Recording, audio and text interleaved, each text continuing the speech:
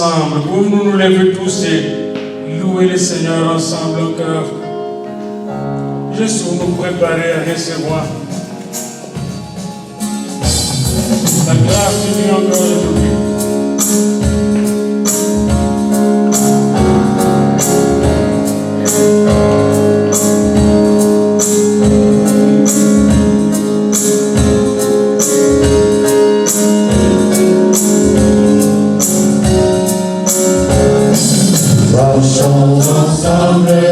Marchons ensemble vers ce beau pays là-haut. Nous marchons ensemble vers ce pays là-haut. Oui, le Seigneur est bon, oui, le Seigneur est bon, il a fait pour nous des merveilles. Oui, le Seigneur est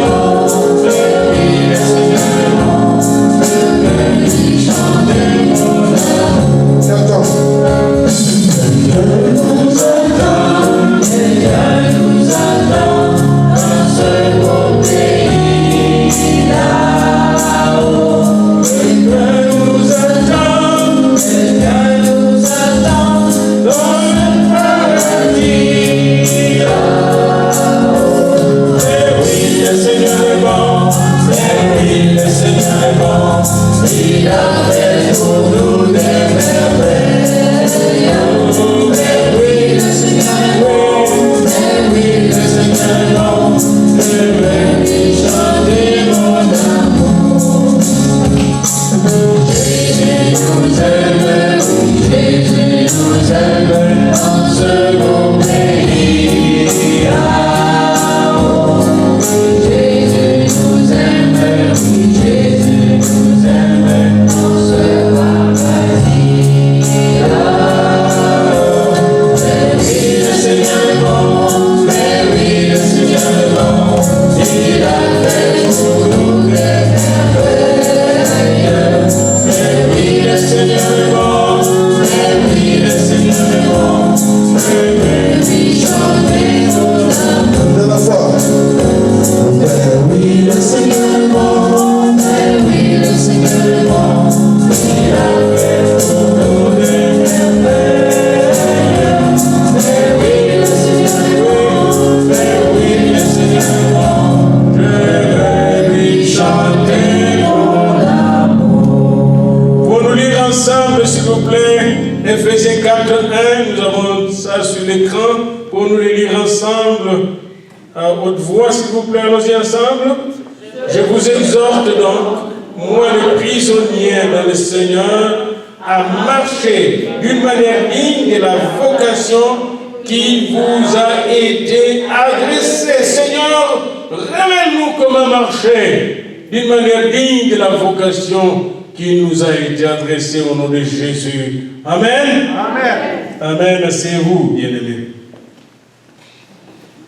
J'étais en train de lire, de méditer, d'écouter, de réécouter Éphésiens du premier chapitre jusqu'au 6e chapitre cette semaine. Puis de regarder aussi un peu la Bible. Puis je vu que toute la Bible est une question de marche. Adam devait marcher avec le Seigneur, avec Ève, et échouer dans sa marche. Caïn a échoué dans sa marche. Abel a réussi dans sa marche. Noé a marché avec Dieu. Abraham a marché avec Dieu.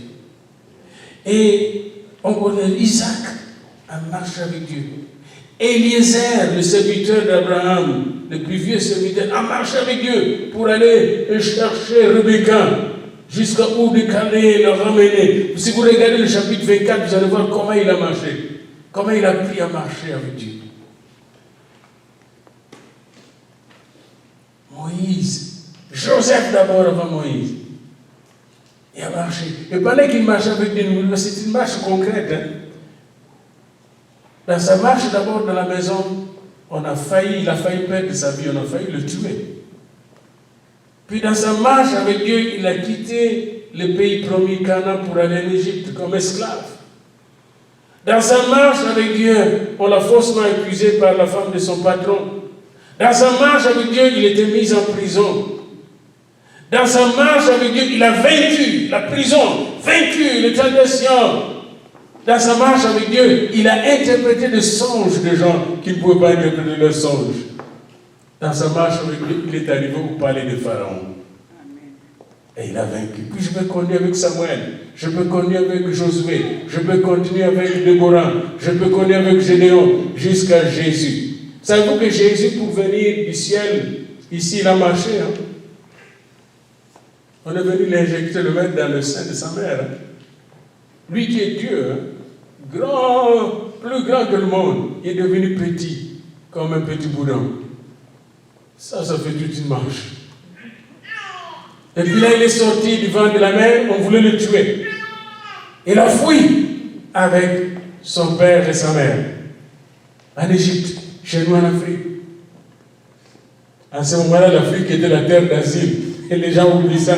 L'Afrique était la terre d'asile. Les gens pouvaient fuir en Afrique pour sauver leur vie. Dans leur marche.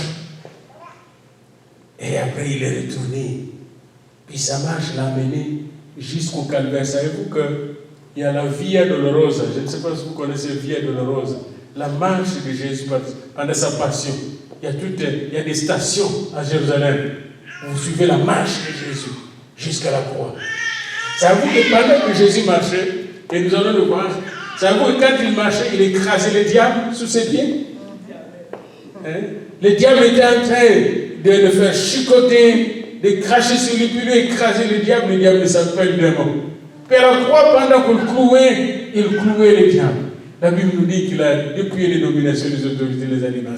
Quand vous venez dans l'épître de Paul, qu'il a écrit dans sa prison, vous voyez cette marche. Paul, après avoir parlé de cette grande doctrine de la bénédiction de Dieu qui nous a bénis, de toute bénédiction spirituelle dans le céleste, d'Éphésiens 1, 3.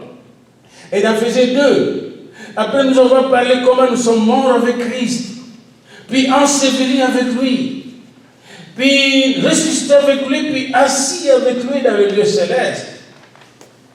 Paul, arrivé au chapitre 4, va commencer à nous apprendre comment marcher. Parce qu'un enfant qui ne marche pas, ce n'est pas normal. Et dans cette marche, il y a le combat. Comment combattre victorieusement. Amen. Nous allons un peu voir ça. Premièrement, nous devons, d'après Paul, apprendre à marcher ensemble. Il est impossible que mon corps fonctionne s'il n'est pas ensemble. Savez-vous ça? Si mon bras commence à discuter qu'il n'est pas dans mon corps, ça vient de finir. Si mes yeux ne veulent pas fonctionner avec moi, je ne verrai plus. Un œil qui est tout à fait séparé de son corps ne fonctionne plus. Il arrive de même pour nous, enfants de Dieu. Nous devons marcher ensemble. Et pour marcher ensemble, bien aimés, nous devons rappeler une chose. Que nous devons conserver l'unité de l'esprit par les liens de la paix. Amen. La paix entre nous. Ne permettez pas que les ordures de critique entrent entre nous. C'est un problème, on le règle entre nous. Amen. La paix entre nous. Pourquoi nous devons être dans la paix? Parce qu'il n'y a qu'un seul corps. Dites à votre ami, il n'y a qu'un seul corps. Nous sommes qu'un seul corps. Pourquoi je suis content quand les Julien tout ça chantait là avec les enfants? Parce que c'est mon corps qui chantait. C'est mon corps, il n'y a qu'un seul corps. Il n'y a qu'un seul corps. Nicole, tu fais partie de mon corps. Nous sommes le corps de Christ, nous sommes membres les uns les autres. Il n'y a qu'un seul corps, un seul esprit, une seule espérance, un seul Seigneur, une seule foi, un seul baptême, un seul Dieu Père de tous, qui est au-dessus de tous, et parmi tous et en tous. Dieu est au-dessus de nous, il est parmi nous, il est en nous. Voilà pourquoi nous devons marcher ensemble, parce que nous sommes un en Dieu, un en Christ, un par l'Esprit. Et savez-vous que pour que nous puissions marcher ensemble, Dieu a prévu quelque chose. Il a établi des ministères pour nous édifier à construire ce corps. Quand vous entendez apôtre, dites à votre ami apôtre. Quand vous entendez prophète, dites à votre ami prophète. Quand vous entendez évangéliste, dites à votre ami évangéliste. Quand vous entendez pasteur, dites à votre ami pasteur. Quand vous entendez docteur ou enseignant, dites à votre ami enseignant. Tous ces 5 ministères, c'est pour former les membres du corps du Christ à être solidement ancrés en Christ pour former un corps solide capable d'accomplir le ministère de Jésus-Christ. Vous êtes là pour être formé et faire le ministère. Donc aucun d'entre nous n'est chômeur. Il n'y a pas d'assistance chômage dans le royaume de Dieu. Chacun de nous est appelé au ministère. Pour cela, nous sommes là pour former. Chaque église devait être une école de formation des disciples pour accomplir l'œuvre de Dieu. Et c'est pourquoi il y a des apôtres, des prophètes, des évangélistes, des pasteurs et des enseignants. Pour former, pour que nous puissions marcher ensemble. La première chose, pour marcher ensemble, il y a des outils. Même les anciens de l'église, les diacres, quand vous voyez Père Michel venir ici parler, c'est pour nous aider toujours à marcher ensemble pour accomplir l'œuvre de Dieu. Amen. Les dîmes, les offrandes qu'on nous donne, c'est toujours pour que nous puissions marcher ensemble pour accomplir l'œuvre de Dieu. L'amour entre nous, la foi entre nous, l'espérance entre nous, les encouragements mutuels, c'est pour nous aider à marcher. Parce qu'il y a encore des gens à sauver. Amen. Nous devons aller chercher des gens. Marchons ensemble. Donc, quand nous ne marchons pas ensemble, nous ne marchons pas dignement. Pour marcher dignement, c'est dire, conformément à la vocation, à l'appel que nous avons reçu, nous devons marcher ensemble. Dites à votre ami, nous devons marcher ensemble. Exactement comme vous voyez, M. Philippe est là, il est en train de marcher ensemble avec le prédicateur. Parce que s'il n'est pas là, il n'y aura pas d'image pour les autres. On marche ensemble. Amen. Et si vous n'étiez pas là, je parlerai à une salle vide. Par conséquent, on prendrait pour un fou. Donc, vous faites partie de ce qu'on appelle marcher ensemble. Deuxièmement, nous ne devons pas marcher comme des païens. Ah, ça, j'aime ça. Dites à votre ami, ne marchez pas comme des païens. Ne marchez pas comme des païens. Dites à votre ami clairement, ne marchez pas comme des païens. Qui marchent selon la vanité de leurs pensées. Je ne sais pas si vous avez déjà vu des païens, comment ils marchent. Quand un païen a un petit pouvoir, comment il marche. Puis moi, j'aime ça quand je vois un chrétien païen. Il y a même des pasteurs païens, des évêques païens. Vous savez ça? Des maîtres païens, quand il a les grades, là, il écrase tout le monde. Vous baladez. Je suis évêque. Je suis pasteur. Ils marchent selon la vanité de leur pensée. Les chrétiens païens, vous baladez. Quand vous voyez ça, ça c'est les chrétiens charnels, païens. Même votre pasteur, il doit être humble parce que Dieu résiste aux orgueilleux, mais il fait grâce aux humbles. Ne marchons pas comme le païen. Les païens marchent selon la vanité de leurs pensées. Et quand vous marchez comme le païen, vous ne pouvez pas chasser les esprits. Vous savez ça? Parce que les esprits vont dire, mais tu es comme nous. Mais oui. Il ne faut pas marcher comme des païens. Les païens ne distinguent pas le bien du mal.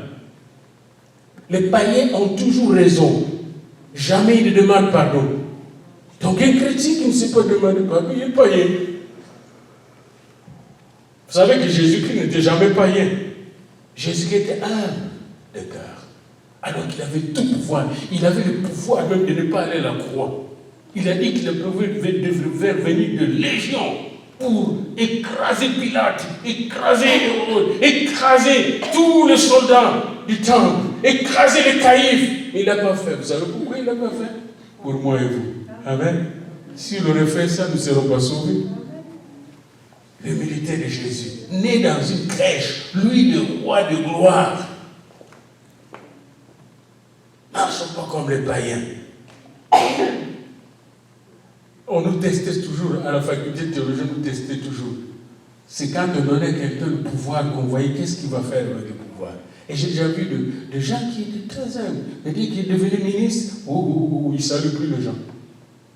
Ne marchons pas comme des païens. Dites à votre ami, ne marchons pas comme des païens.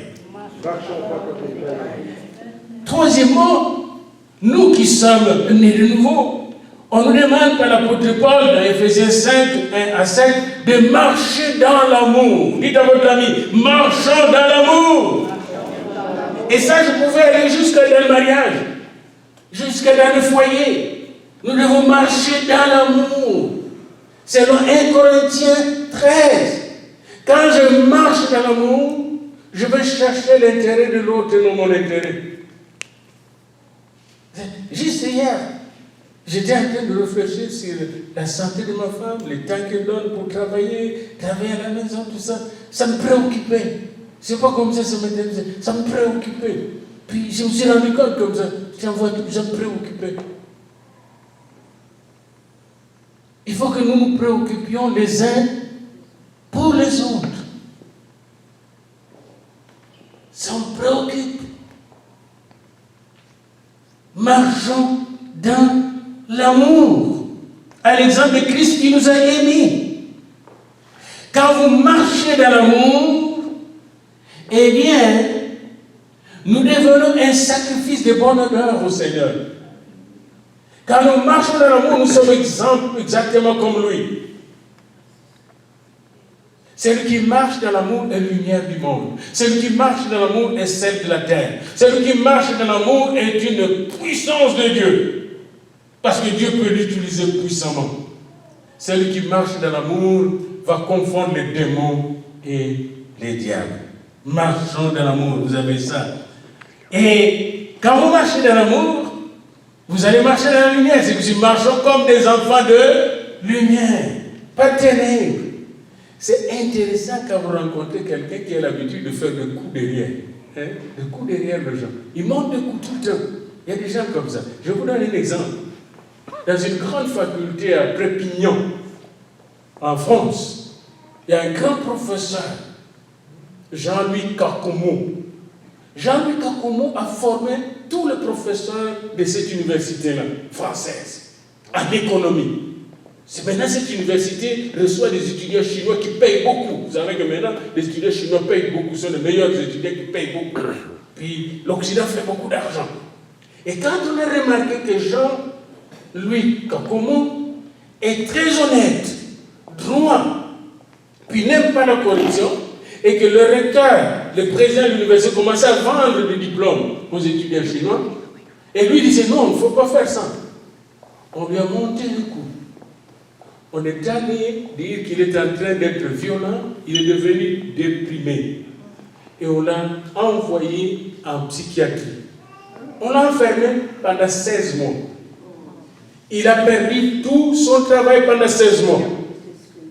Pendant 16 mois, on lui donnait des injections contre telle dépression, des injections contre l'anxiété, des injections contre la violence. Et quand il est sorti de là, il était comme une légume. Mais malheureusement pour les autres, on l'a envoyé à Montpellier dans un autre hôpital qui a fait l'évaluation. Il dit mais non, c'est le médicament qui te rend malade, comme ça. Puis on a enlevé tous les médicaments. 2 semaines après, il était sobre, il était bien. Il dit qu'est-ce que je fais ici? Il était normal. Et là, maintenant, il a intenté un procès contre le recteur. Le recteur, là, n'avait même pas le diplôme de doctorat. Et là, maintenant, on est en train d'arrêter. Tout le monde, il est dédommagé cet homme-là. Voyez-vous comment marche le païen dans les ténèbres? Comment marche le païen dans les ténèbres? Ce pauvre professeur, pendant qu'il était là, on avait convaincu sa femme de le quitter. On a détruit son foyer, on a détruit ses enfants. Elle, ses enfants, est maintenant vraiment malade en psychiatrie. Parce qu'il ne pouvait pas comprendre que c'est un territoire, quand on met des gens du Kakomo, vous allez voir qu'il a publié des choses. Il donne des cours même ici au Canada. Pendant 16 mois, on a mis Kakomo.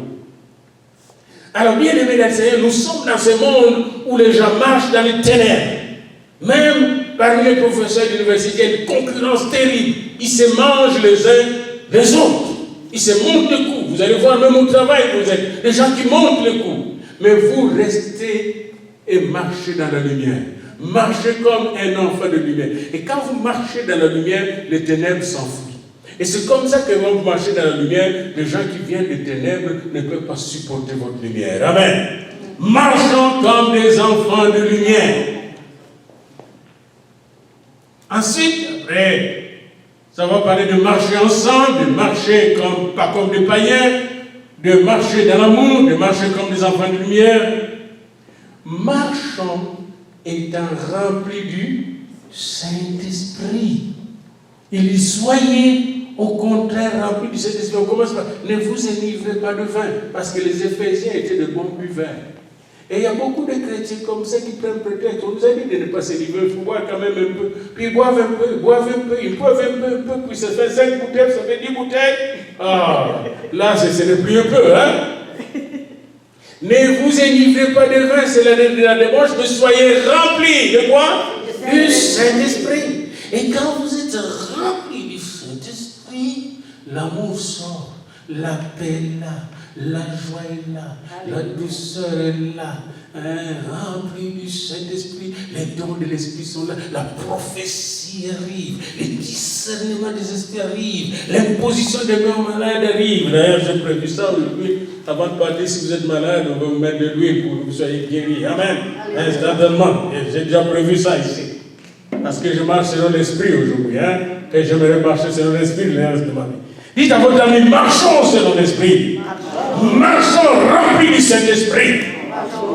Remplis du Saint-Esprit. Alléluia. Oh, remplis du Saint-Esprit. Soyez remplis du Saint-Esprit. Touchez votre ami à côté. Touchez-le par la foi. Dites-lui, soyez remplis. Soyez remplis. Dites-lui, soyez remplis. Priez, soyez remplis. Soyez remplis, mon frère Philippe, du Saint-Esprit. Remplis du Saint-Esprit. Soyons remplis du Saint-Esprit. Église de Dieu, soyez remplis du Saint-Esprit. Au nom de Jésus, qui baptise du Saint-Esprit de feu. Pourquoi j'ai dit, soyons remplis du Saint-Esprit? Parce que si je suis rempli du Saint-Esprit, comme Marie, je vais aimer ma femme comme Christ aime l'Église. Mais si je ne suis pas rempli du Saint-Esprit, c'est impossible. Et comme si la femme est remplie du Saint-Esprit, eh bien, elle sera soumise facilement. Alors nous allons marcher dans la soumission mutuelle. Vous savez, le mot soumission, vous pouvez diviser le mot soumission en 2 mots. Dans le mot soumission, en fait, Dieu nous demande de nous soumettre les uns les autres, de nous respecter les uns les autres. Dans le mot soumission, il y a sous et mission.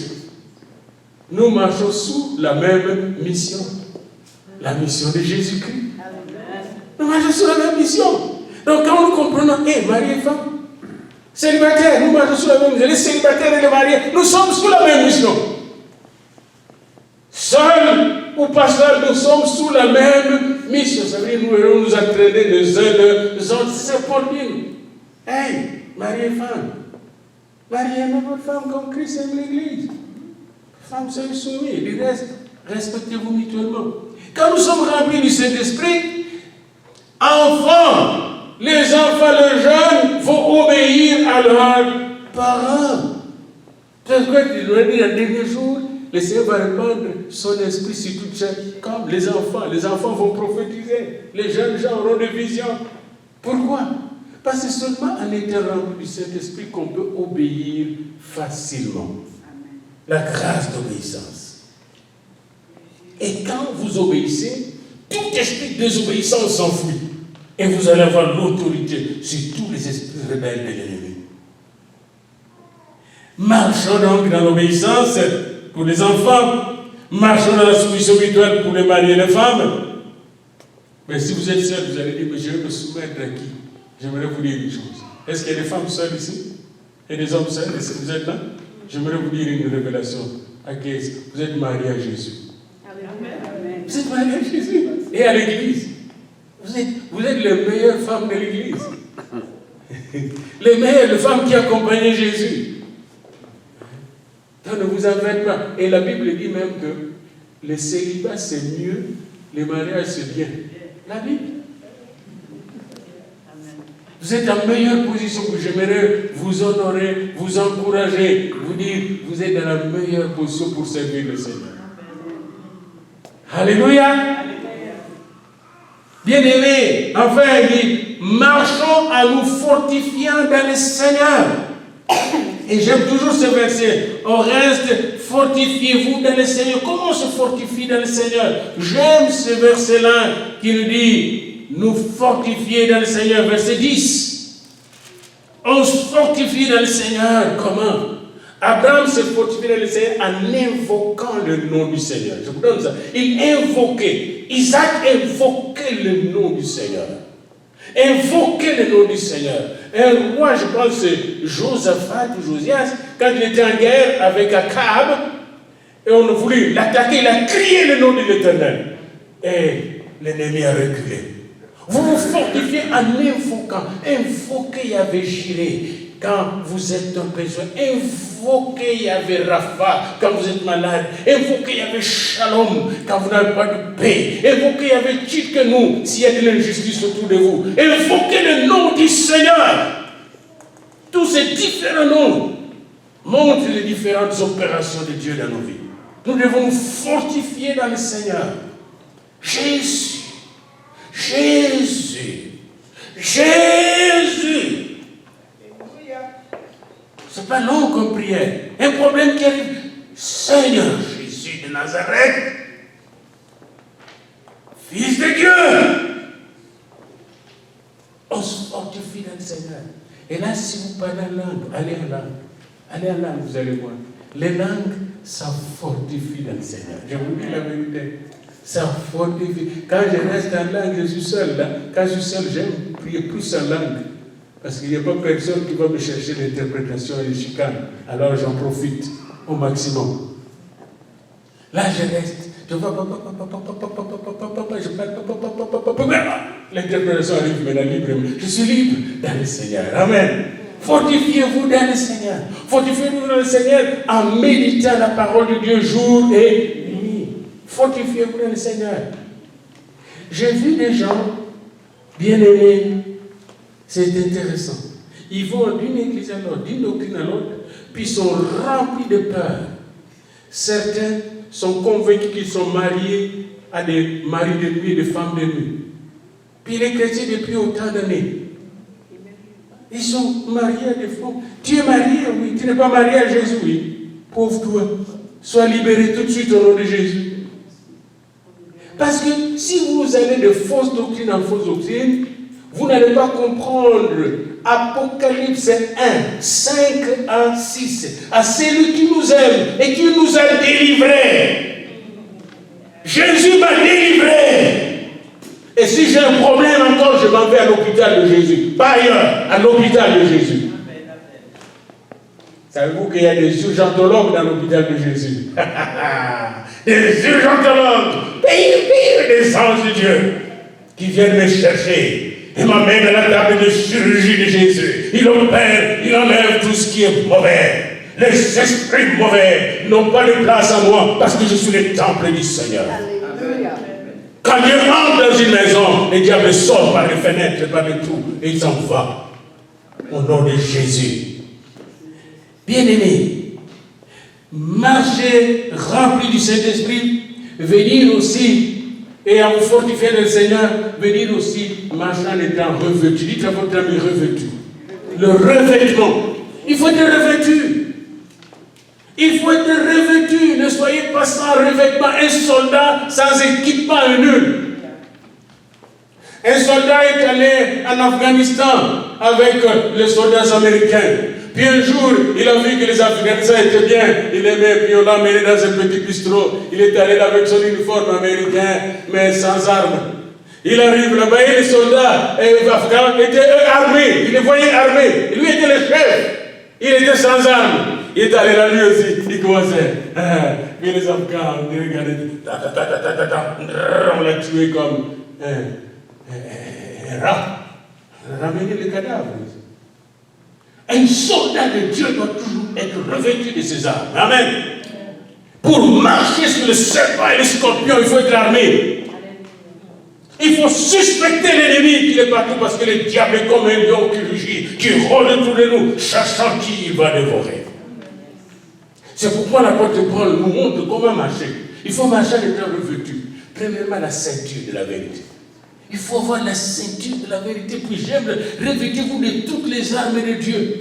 Oh, j'aime ça, Paul. Merci de votre dire la ceinture de la vérité.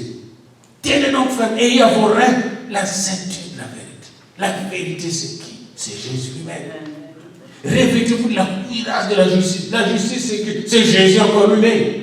Mettez pour chaussures à vos pieds les ailes que donne l'évangile de paix. L'évangile de qui? De Jésus lui-même. Prenez par-dessus tout cela le bouclier de la foi. La foi vient de qui? De ce qu'on entend, de la parole de Christ. Pour éteindre les traits enflammés du malin, il y a des traits qui nous lancent, des traits de scepticisme, des maladies, des doutes. Mais la foi éteint. La foi, par la foi, par la foi, par la foi. Quand vous nous parlez ici de la grâce qui nous sauve, tout ça c'est la foi. Par grâce, je veux vaincre. Par grâce, je veux marcher dans la sainteté. Par grâce, je veux monter dans la gloire de Dieu. Par grâce, la grâce de Dieu sur vous. La grâce de Dieu vous donne le pouvoir de marcher sur les serpents et les scorpions et sur toute la puissance de l'ennemi. Oh, j'aime ça, le bouclier de la foi. Dites à votre ami le bouclier de la foi. Pour éteindre les traits enflammés de l'ennemi, du malin. Prenons aussi les casques du salut. Hey, touchez vos têtes là, les casques du salut. Les casques du salut. Il y a des gens qui n'ont pas de casques. Quand on n'a pas de casques, il y avait des motocyclistes dans mon pays d'origine et qui circulaient avec leur moto sans casque. Quand ils tombent, bon accident, ils mourent souvent. La tête était fracassée. Puis un riche a dit non, on va acheter de casques pour tout ça. Et ça réduit la mortalité des gens. Les casques du salut vous donnent la conviction que vous êtes sauvé. Dites à votre ami, je suis sauvé. Je ne serai pas sauvé 2 fois. Je suis sauvé une fois pour toutes. Je suis sauvé. Jésus m'a sauvé une fois pour toutes. Amen. Je suis sauvé pour l'éternité. Sauvé. Mais je sais que je suis sauvé. Oui, je sais que je suis sauvé. Mais je sais que je suis sauvé pour l'éternité. Sauvé, sauvé. Oui, je sais que je suis sauvé. Oui, je sais que je suis sauvé. Oui, je sais que je suis sauvé pour l'éternité. Justifié pour l'éternité.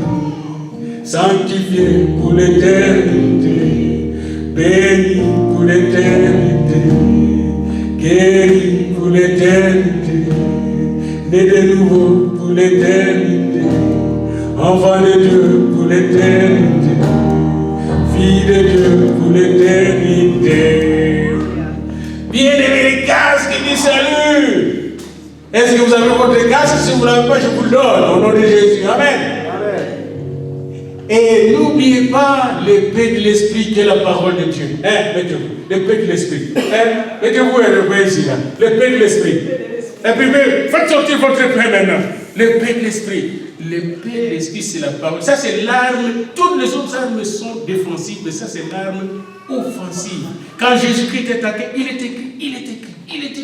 Ping, ping, ping, ping, ping. Bon! Le diable était de fer. Amen. Alléluia. Amen. Quand vous êtes revêtu, maintenant vous pouvez bien marcher. Parce que quand vous marchez sur le diable, vous l'écrasez. Vous l'écrasez. Les démons sont écrasés. J'aimerais terminer ma méditation avec un verset de Romains 16, je pense. Romains 16, je pense. Ou 15. On va voir ça tout de suite au dernier parlant. Bien aimé, j'aime ce verset-là.